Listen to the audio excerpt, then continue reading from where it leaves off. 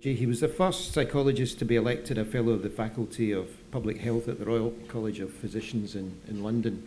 And I think his talk today is particularly relevant given what's going on around the world, the sort of post-fact world we're living in the United States at the moment, the climate deniers and all the rest of it. So, and I mean, it couldn't be a more pertinent topic because this whole climate issue, of course, is something that affects us personally, everybody on the planet on a daily basis. And I'm also interested to hear, you also mentioned how it kind of political impacts as well, so it's a very broad topic. So without further ado, I'd like to introduce Richard.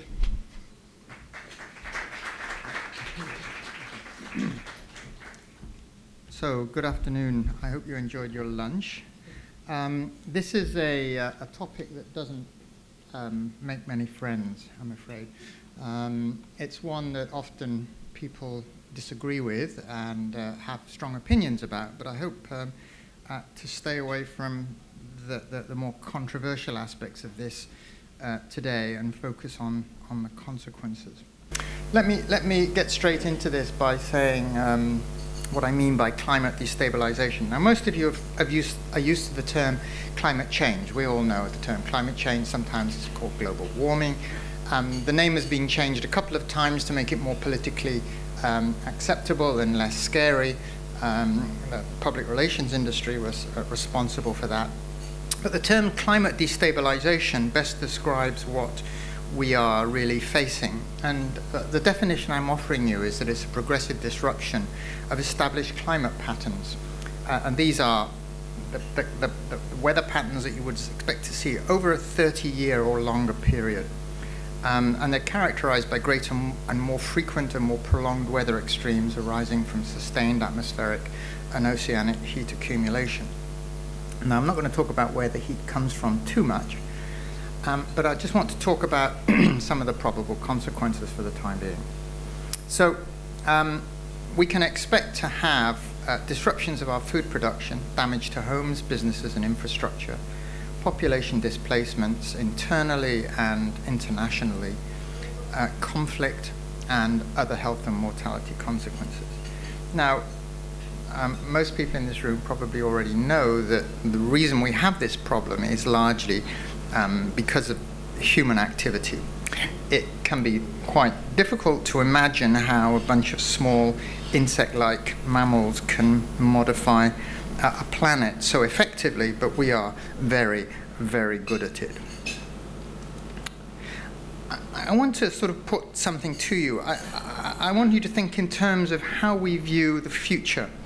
And I would use this diagram not as a representation of a wheel, but as, if you like, a future scope that we look down, and we might see the radiating lines as parallel trends in various things that converge at some point in infinity, or at some point in the future, or using the rules of perspective. This is, so you're looking down a tunnel like a long tube. Now, when we do that, the tendency is to think that the lines are parallel, that the trends will continue in the same direction with the same relationship as they currently do. There'll be some changes, but they're going to carry on. But I put it to you that, in fact, if you look at it this way, what you are looking at is a point, maybe not too distant in the future. At some point, we don't know. Obviously, as the famous statement says, predictions are always difficult, especially when they're about the future. We can't tell when this is going to be. My best estimate, 10 to 20 years. Yes. Most people go, what? Because we're used to thinking 2100, 2300, 300 years in the future. Now, I'll tell you why I think this. First and foremost, people are extraordinarily poor judges of risk. They're irrational in that they act largely on impulse rather than careful reasoning. They're chronically overconfident in their own judgment. So, for example, if you ask a room full of people, let me ask here, how many of you think you're better than average as a driver? you put your hand up? So we have probably about how many of you think you're worse than average? Okay. And how many of you think you're average? Okay. So I think that better than averages have it. Okay, you guys perhaps a little bit more middle of the road, if no pun intended. If you ask a room full of people, something like 80% on average will say they're better than average. Okay. Now, we know that Daniel Kahneman got the Nobel Prize, the Nobel Memorial Prize in economics in, I think, 2002 or 2003 for this. We think we're better than we actually are at making judgments. We're also subject to bias and distortions of perception and recall. Dan, his book, if you've read his book, Fast and Slow Thinking, this is a very good summary of the different decision-making systems that influence how we behave. The other thing is that people have great difficulty grasping uncertainty. We're not good with imprecise estimates. So as a scientist, I've been trained to say that the probability of this event happening is X plus or minus Y. All right. So there's an error around it, some noise, fuzzy. It's a fuzzy estimate, and the further out we go, the more fuzzy the estimate and imprecise the estimate becomes. Now, people don't find that it's very difficult to communicate that kind of fuzziness to the general public. People see it as reflecting doubt or the fact that scientists don't know, and therefore if they don't know, we don't really have anything to worry about until they do know. So the other thing we don't do very well is that we tend to underestimate scenarios that are different to those expected. We've grown up in a world where things have been relatively stable, maybe not politically, but in terms of the climate, it's perhaps the one thing, we get a winter, we get a spring, we get a summer, well, maybe not in Hong Kong, you get a sort of spring, summer, autumn, spring, summer, autumn. You don't often get a winter. When we do get a winter, everybody goes, ooh, ooh. Okay. So we get into these habits where we all have this pattern from our childhood. We've grown up with it. It's a constant. It's like night and day. And so we tend to think that the future is going to be like the past or the present, but maybe with better iPhones, we hope. But Daniel Kahneman's made a very good point that the confidence people have in their beliefs is not a measure of the quality of evidence, but of the coherence of the story that the mind has managed to construct. And we're very good at making stories. I don't need, as journalists, those of you who are journalists, this is your job, to make a story out of some facts and to make it engaging. If you're a writer, even more so. The idea here that we have not an evidence-driven understanding of reality, but a value-driven one. And what's worrying is that the laws of physics are driving the issue of climate change. And the laws of physics don't really care about your values. They have no morality, they have no compassion.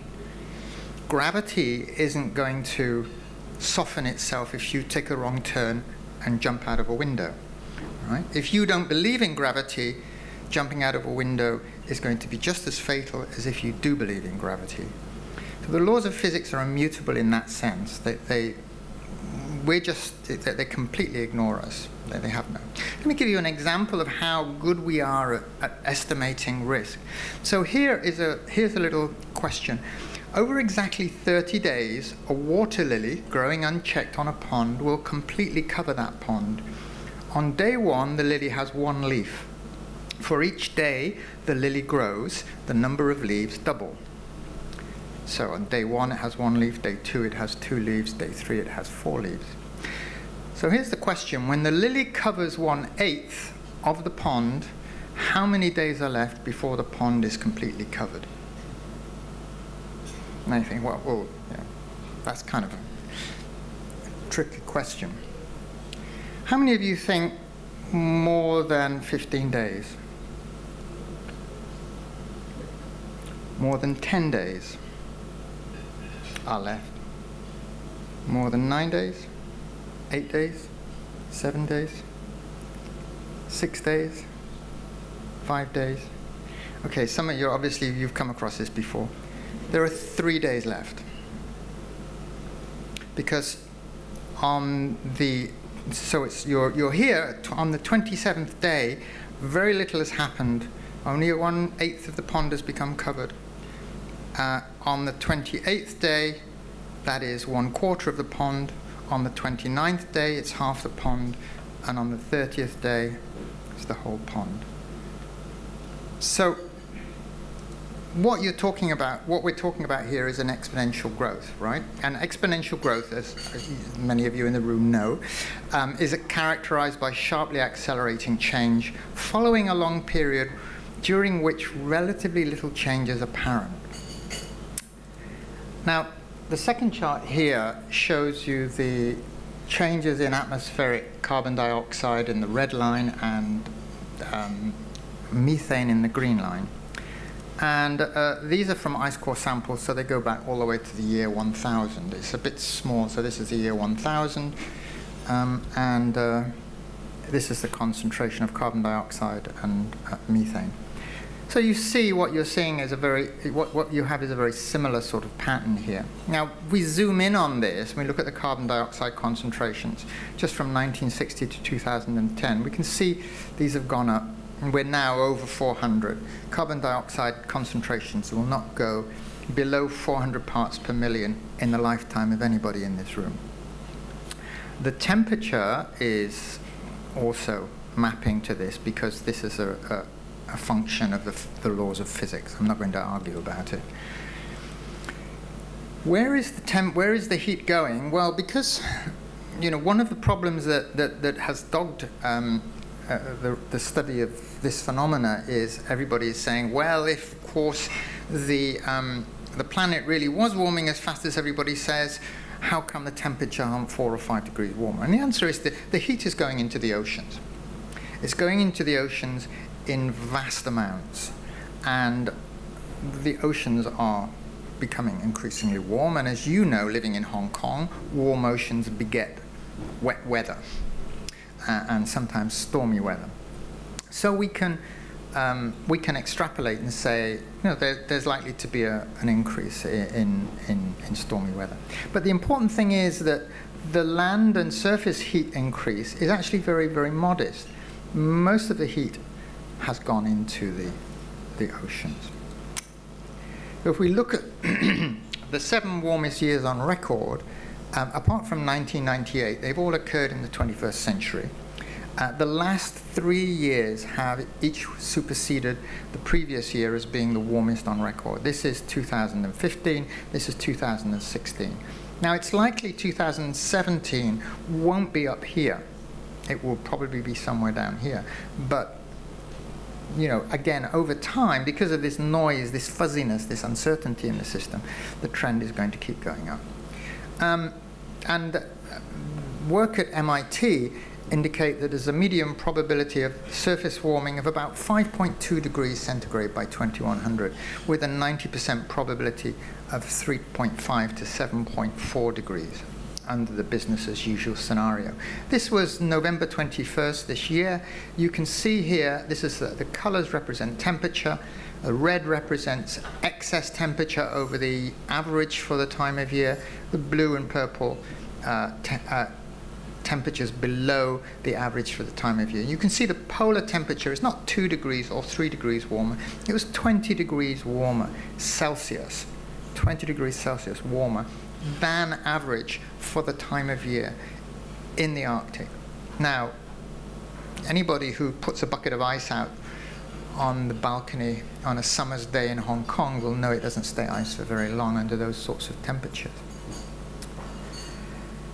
Now, another problem we have is that people discount risk. So the value or a cost perceived for a given hazard declines the further in the future the impact is perceived to be.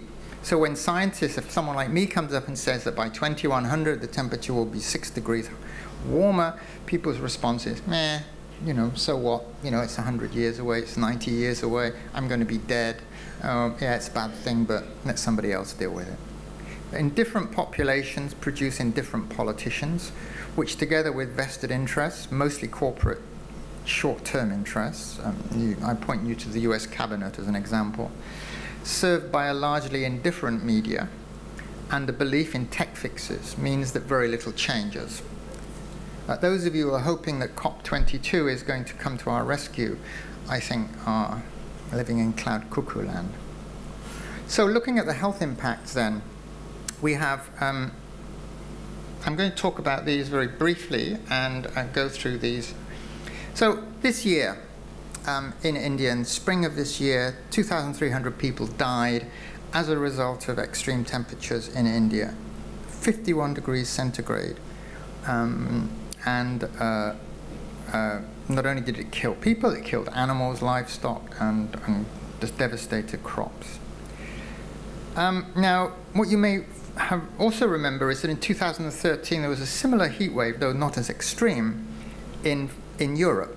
And in France, the deaths were really quite remarkable. 35,000 people across Europe died as a result of the heat wave. Now, these graphs look a bit intimidating. They look a bit like smokestacks. But let me just try and explain what happened. So this graph is the temperature for the Mediterranean region. The blue line with increasing fuzziness, which is why it gets wider at the top, is the natural trend of temperature. The red line is the actual trend that took place in 2013. This was the observed temperature that occurred in that time. So the anomaly is the number of degrees above normal or below normal. And the return period, that is how often this is likely to happen. How often? Is it once in 100 years? We often hear, this is a once in 100-year downpour. This is a once in 200-year downpour. And they seem to be happening every 3 or 4 years now. It's not a surprise. It's not a mistake. Because if you see what happens, along the bottom we have a logarithmic scale. So here we have 0 to 10, 11 to 10 to 100, and 100 to 1,000. So under the natural scenario, the normal scenario, a temperature range, a temperature anomaly this high would be expected to occur about every 400 years. Under climate change, an anomaly this high at present, under present conditions of climate change, the anomaly will occur about every 20 to 30 years. So every 20 to 30 years, we're going to get an outcome as extreme as the one we had in 2013. The other graphs report apparent temperature in London and Paris, and the mortality in London and Paris. And in Paris, you can see the shift in mortality, 35 people per million, per 100,000. But not every 40 years, as this graph would suggest, but close to being every, not every 400 years, I should say, but close to being every 80 years. Now, most of us, when we think about climate change, apart from heat, we think about infectious diseases. These are the ones that are most commonly mentioned. And there's no doubt that as temperatures go up, there will be changes in vector range. Mosquitoes will, for example, be able to live in higher latitudes and higher altitudes, and they're likely to survive for longer. They're not going to be debilitated by cold weather.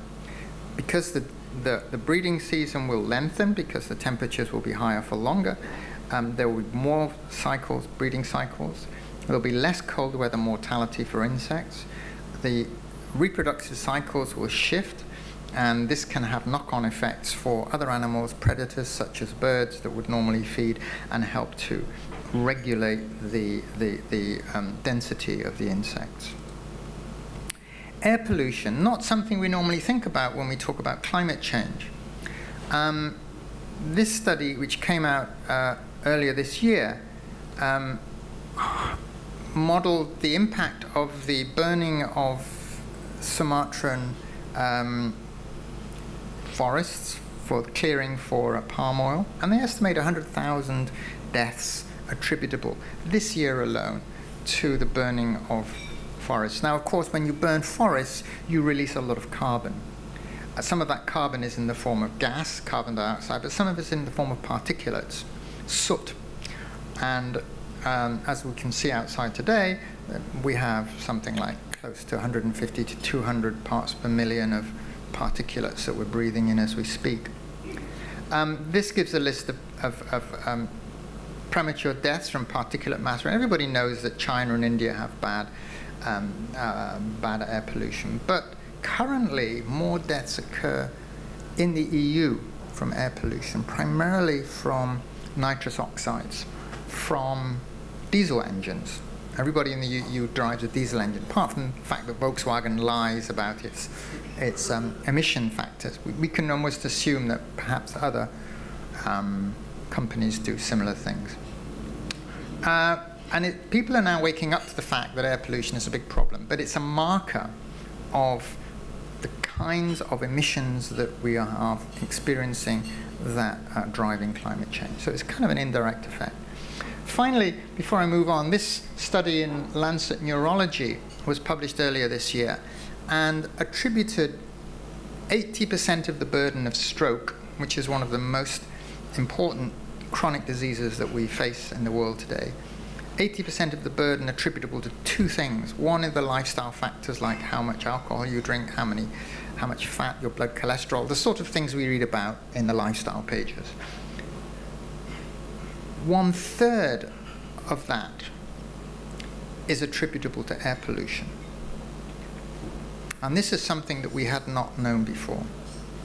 So, you know, we're looking here at direct impacts on chronic illness as well. Let's move on to food production now.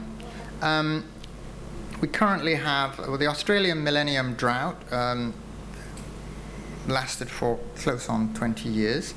There was no famine with that, but many, many farmers in Australia were put out of business. Madagascar is currently in its 3rd year of drought, has a potential famine. California currently in its 6th year of drought. Tennessee, I think, is currently burning. Last winter, it was Fort McMurray, in Canada, where they had the wildfires.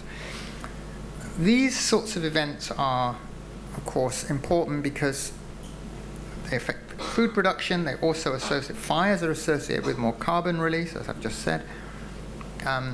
But more importantly, what people don't tend to realize is that as temperatures go up, the germination and the pollination of plants goes down, particularly the grain plants that we rely on for our food.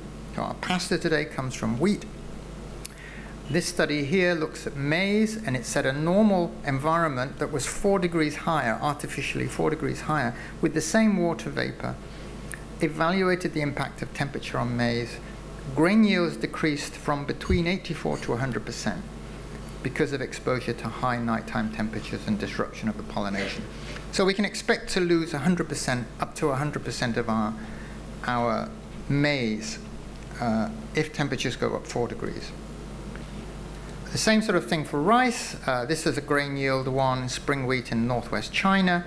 A decrease of grain yield in spring wheat when air temperatures increased by 1, 2, and 3 degrees respectively were 12, 24, and 43%.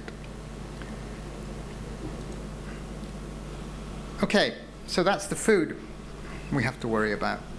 What about the secondary health impacts? These are impacts that are attributable to civil and social disruption.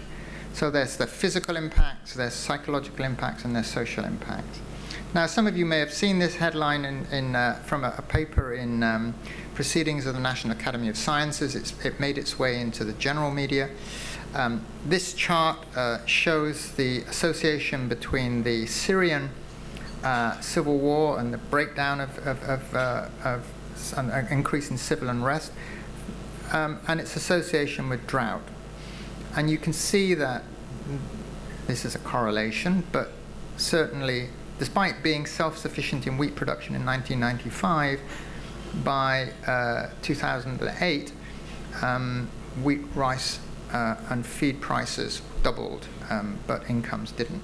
Now, we see this as a flag pretty much everywhere for famine. We've known this since the 1960s with Biafra, and pretty much every famine since. It's not a shortage of food, it's an inability of people to buy the food. What about population displacements? Well, we know from numerous media reports that 1.02 million migrants attempted to cross the Mediterranean Sea last year. At least 3,800 of these died.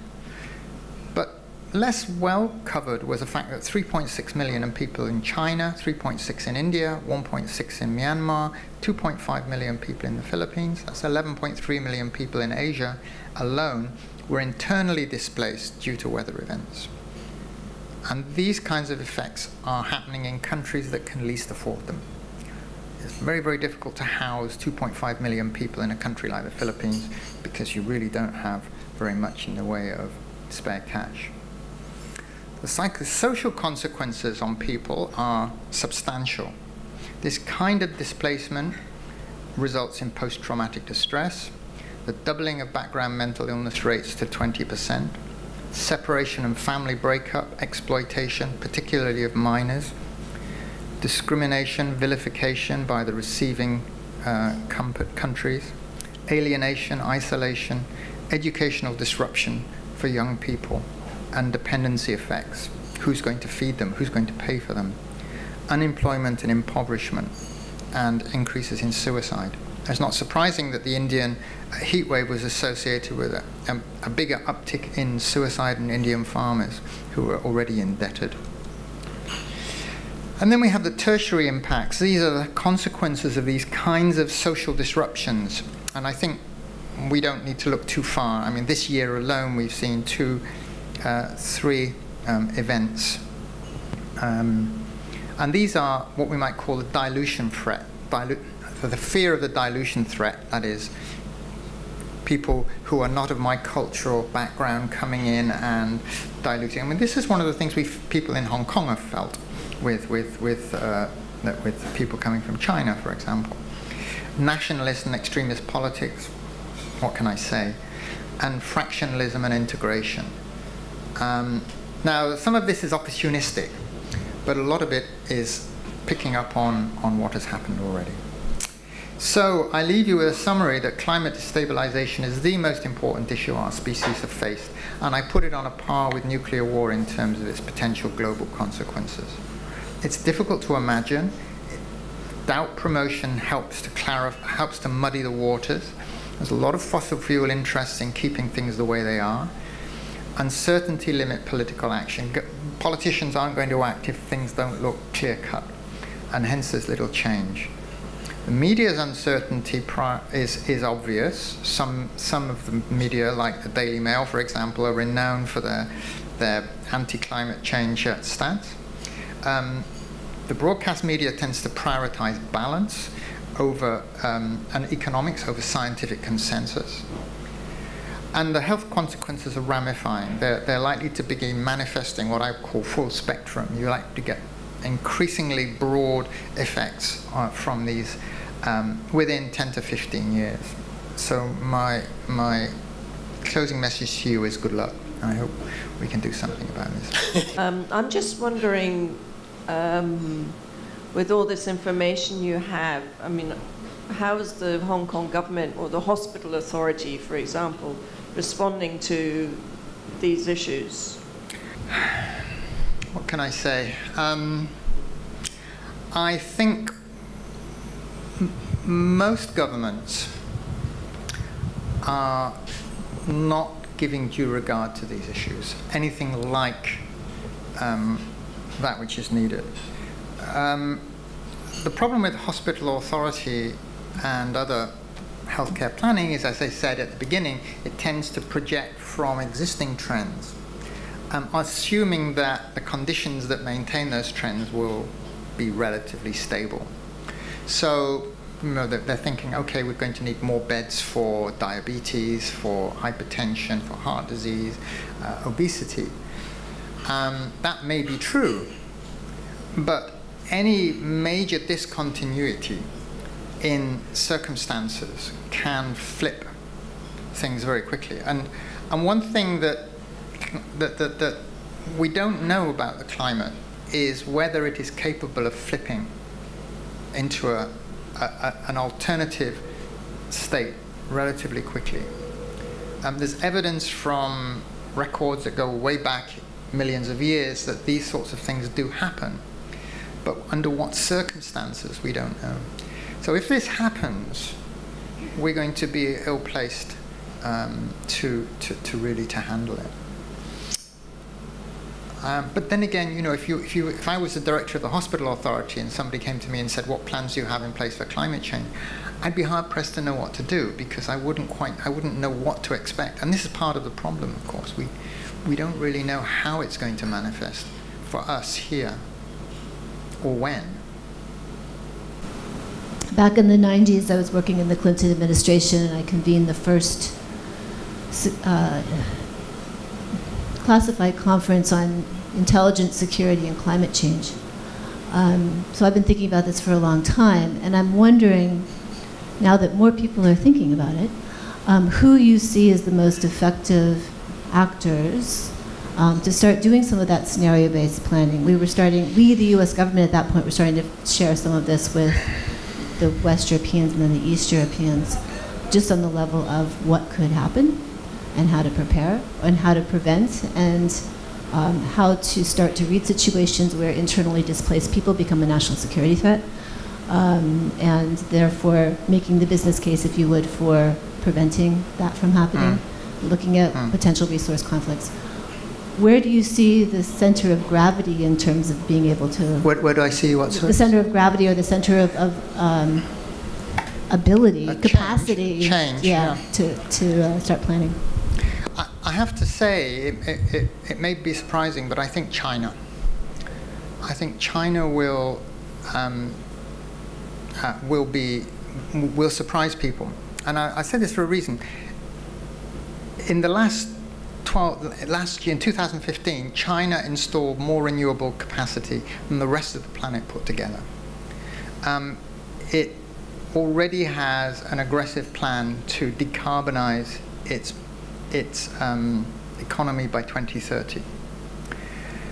Now, one thing we know about single-party states is that when they decide to do something, they generally can go ahead and do it, whether we like it or not. The problem is that whereas places like the US have the science and the popular awareness to a degree, they don't have the leadership. You know, Donald Trump has just put Myron Ebel in charge of the EPA. That is a bit like putting a pedophile in charge of a kindergarten. It beggars belief. And so the fossil fuel industry is not going to roll over tomorrow.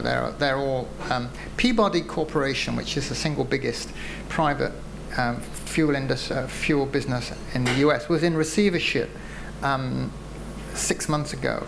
Its share price has now gone shooting up because of the anticipation that Trump will renew coal as a fuel in the US. If that happens, Michael Mann, who is an atmospheric scientist who works for NASA, has said it's game over for the climate. These are his words. Who else? Honestly, I can't see anybody outstanding. There are relatively low-level people, people like the IPCC, individual scientists here and there, but that very much depends on governments. And governments, at the moment, I think, are probably feeling a little insecure, and they may not be willing to do things to push people to change their behavior. I'm an optimist, but I see very little to be optimistic about, I'm afraid. Sadly, I hope I'm wrong. I was recently at another climate change conference where the speaker put up graphs that spoke very clearly that Hong Kong already is facing an abnormally high number of very hot days. So extreme weather, very hot days, I think defined as above 38 or above for perhaps a certain duration, is already here. I don't know how much of this the ordinary people are aware of, but the impact is already felt, especially in the construction business. Even construction companies themselves are worried about it. And I was amazed that actually the mainland China actually has a piece of legislation that says above 40 degrees, construction workers have to stop working. And Hong Kong doesn't have anything like that. No. Is there any argument or any work that from where you stand from a health research standpoint that you feel that you can contribute to this debate so that the Hong Kong government cannot just do nothing? I mean, because it's easy to do nothing with all the vested interests, resistance to do something. But clearly from the health angle, I mean, it's just a matter of time where it's going to take human toll. Can academic research help? I don't think the government are going to be persuaded very much by the health argument. I think the Hong Kong government are going to be persuaded by the financial argument. And I think the business sector is gradually waking up to the idea that this could be extraordinarily expensive for them.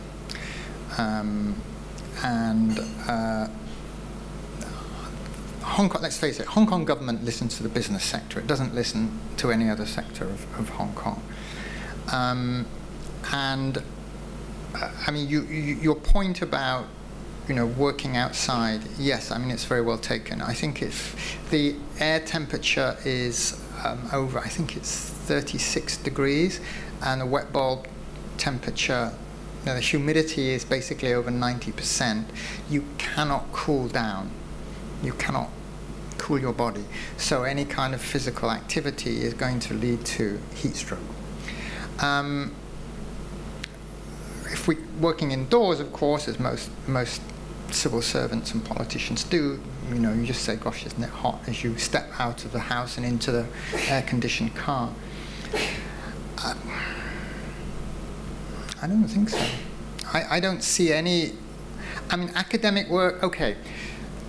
If you open it up, we have just given a small grant to a group of people who work on, the same group of people who work to produce the Headley Air Pollution Index to look at climate change impacts on health in Hong Kong.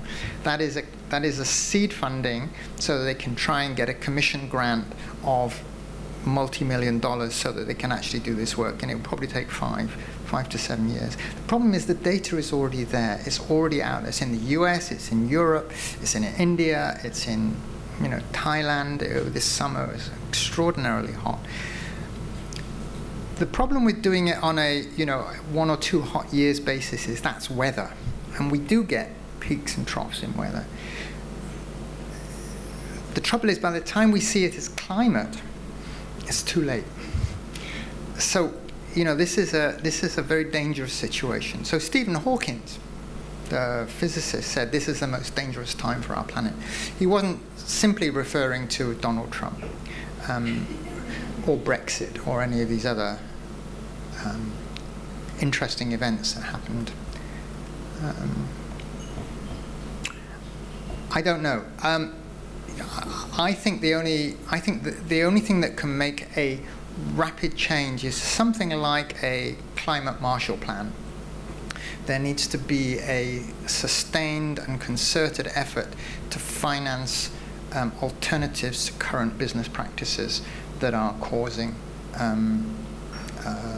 these kinds of problems. I mean, Hong Kong has just gone ahead, agreed to have a 3rd runway at the airport because we apparently need it, despite the fact that, and London, as you know, has just approved, or maybe not approved, who knows, a 3rd runway for Heathrow Airport, despite the fact that numbers of travellers are declining. And this is almost exclusively for the short-term holiday fly business. Now, you know, how do you change something like that? Well, some governments sooner or later needs to say, okay, we're going to start taxing you for your use of carbon, and we're going to tax you at $50 per ton of emitted carbon, or something like that. Some countries already have carbon tax, but the floor is about 18 euros, I think. It needs to be at least double that before it starts to bite. And it needs to be incrementally escalated up on a year-by-year basis. For most governments, that's political suicide.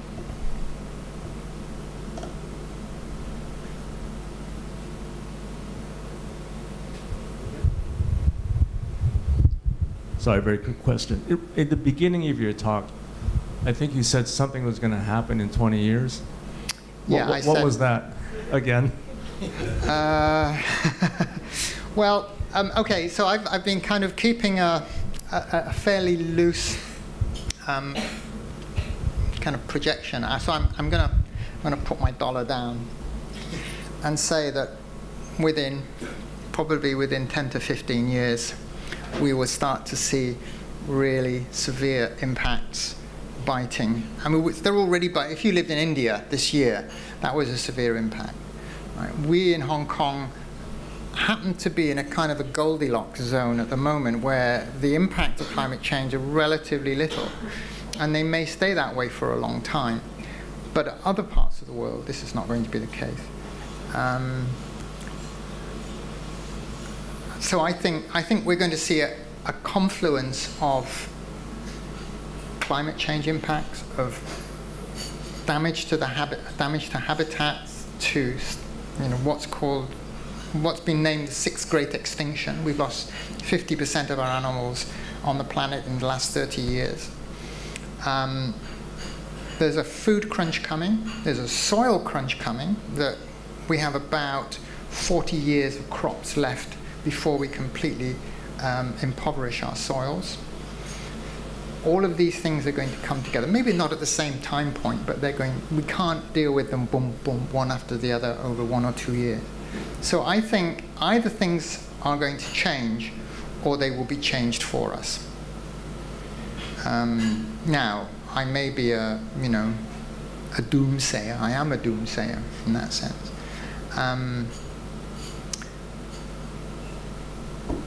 But I don't see a great many grounds for optimism. I was kind of more hopeful 6 months ago than I am today. Yeah. Well, do you have any prescriptions for us as individuals, both at the individual level and in organizations that we work in, to move forward? Because what I'm hearing, and I agree with you, it's a global issue, but most of us live locally, only have local influence. Is there some place you can point us to what we can do to help change this, or have some advice? Reduce your consumption. In Hong Kong, Europe, Australia, North America, we consume way too much, far above our share. And, we need something like 4 planets worth of stuff if everybody's going to consume at our level. And we don't have 4 planets worth of stuff. So if you don't need to fly, don't fly. If you don't need a car, don't use a car. By need, I mean, you know what I mean. I'm not saying where it's convenient because it's hot if I have to take the bus and it's smelly. Seriously, don't go and buy yourself a new pair of shoes every couple of months. The whole spectrum stuff. And it's very difficult to do, especially in a place like Hong Kong, which lives on selling stuff. So the other thing that I think is potentially important is, for the finance industry to start driving this by the use of things like green bonds and investing its money selectively. If the coal industry collapses, and we can't burn 80% of the oil in the ground, otherwise we're doomed. I mean, we're not talking about 3 or 4 degrees, we're talking about 10 degrees. So if we stop that, it means all of the assets of companies like ExxonMobil, BP, boom, there goes your pension plan. Where is your pension plan invested? What are you doing to make sure that your investments are going in things that are going to help us rather than hinder us? What are banks doing? What are finance companies doing? The short-term profit is all very well and good for your next quarterly return, but that's not going to save us. That's actually going to make things worse. So there needs to be a longer view. There needs to be a more responsible view. Whether we can step up to the plate or not, I mean, Hong Kong has got some extraordinarily enterprising people here, and there are very, very bright people all over the place. But whether that's enough, I don't know. I hope so. So, I mean, I try to, I don't own a car, but I fly too much. It's very difficult going going anywhere in Hong Kong unless you fly. I probably own too many clothes, but I try to get my shoes resold. So, I mean, drip, drip, you know. A million drips makes a bucket, and a million buckets makes a lake, so. The first part of your presentation was all about, seemed to be trying to convince us that climate change really exists. And I thought, well, this is kind of, you're preaching to the converted. And then a terrifying thought struck me that maybe you have to do that a lot. Maybe there are a lot of people out there. Is that what you experience all the time? That you have to go to those lengths to convince people that it's even real? I mean, I've had, until he retired, I had a long-standing debate with a local news columnist in the South China Post over the fact of climate change, and he would regularly put these things out saying, you know, so-and-so says this climate change thing is a hoax, and, you know, there's good evidence to support this. And I'd write a letter to him or email him, and he'd come and I'd send him some data from the latest, you know, ice coverage in the Arctic, and he'd come back and he'd say, man, it's bumf. You know, and this is Japanese, you know, Japanese climate agency. I mean, these people are not stupid. So yes, there is. And I'll show you something here. This is how climate denialists see climate change, all right, the blue line. So it's not, temperature's not going up, right? And this is what's really happening.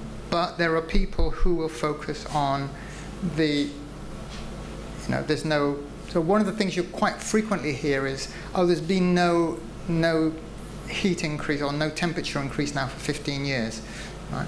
But then we're not judging things over 15 years. We're not judging things over 20 years. We're talking things over a 30-year period minimum. And statistically, it was like that far short. Yes, there are a lot of people out there, and unfortunately, a lot of those people are in quite influential positions. The media, those of you who are in the media, really, really need to step up to the mark and bang this home, because so long as people think that scientists are still undecided about it.